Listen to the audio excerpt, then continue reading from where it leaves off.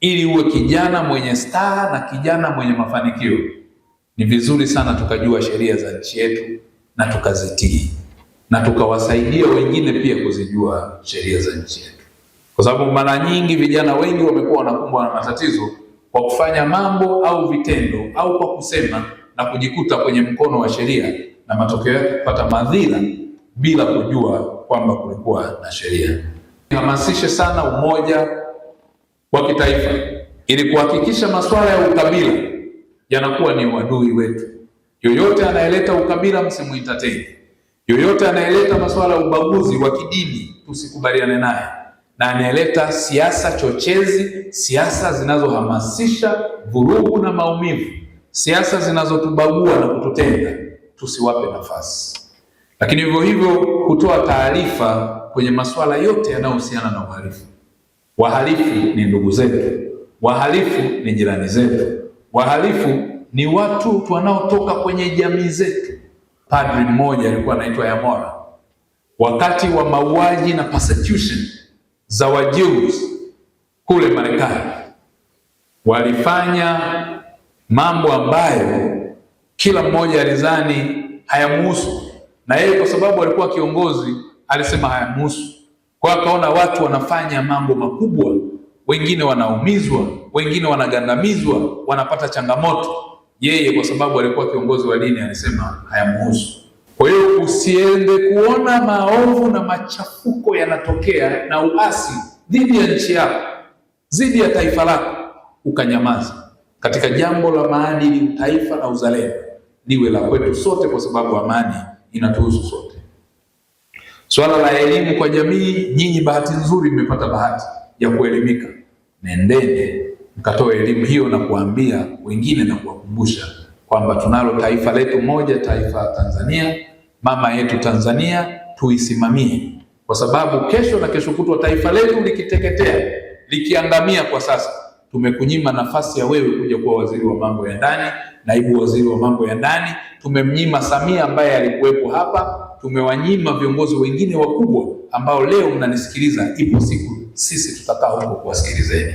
Matumizi sahihi ya mitandao ni yale yanayokujenga, yanayokuletea faida za kifedha, za kiuchumi, kujifunza, exposure na kukusaidia kukua kiuchumi. Mitandao itumike kukusaidia kujua taarifa za afya, ikusaidie kujua kuhusiana na namna mataifa mengine yanavyopiga hatua katika maendeleo.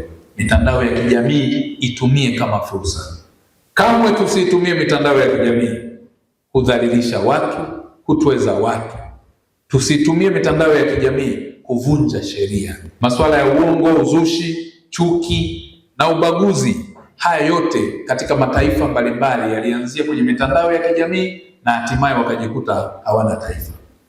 Ndugu zangu, lipo taifa hapa liliwahi kuwa na uongozi ambao ulitoa almost kila kitu kwa wananchi wake, lakini kwa sababu ya machafuko, uzushi na masuala haya ya subversion na uzandiki, taifa lile lilichochewa na kuchongewa dhidi ya uongozi wake, na hatimaye walishia kwenye vita, mauaji, na leo mpaka ninavyozungumza hakuna uongozi ulioimara. Haya tusiyaruhusu kwa taifa letu Tanzania. Amani ni gharama, na gharama ya amani ni kuwa mkweli na kuilinda. Tutoe taarifa popote pale tunapokuwa, zile zinazopelekea kwenye masuala ya uhalifu, ili uweze kudhibitiwa na jamii iweze kubaki salama zaidi. Kwenye mipaka yetu kuna uvamizi dhidi ya vijana wengine kutoka nje ya mipaka yetu. Kuna uvamizi unaweza kutumika dhidi ya watu ambao wameshaingia ndani ya mipaka yetu, na tuna uvamizi wa kulinda mipaka yetu dhidi ya sisi wenyewe wa Tanzania, na wakatumia vibaya mipaka yetu kuruhusu wageni ambao wanaweza wakaleta madhara zaidi.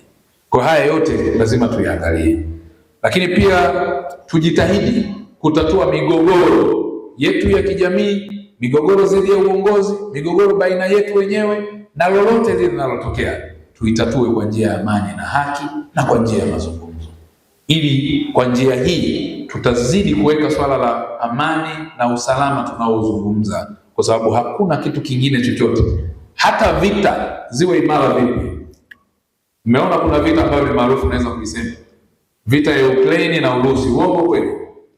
Vita hizi ni wahakikishie, zilianza kwa maneno na hatimaye zikatumika silaha, lakini wahakikishie amani itapatikana kwa njia ya mazungumzo, wala sio silaha.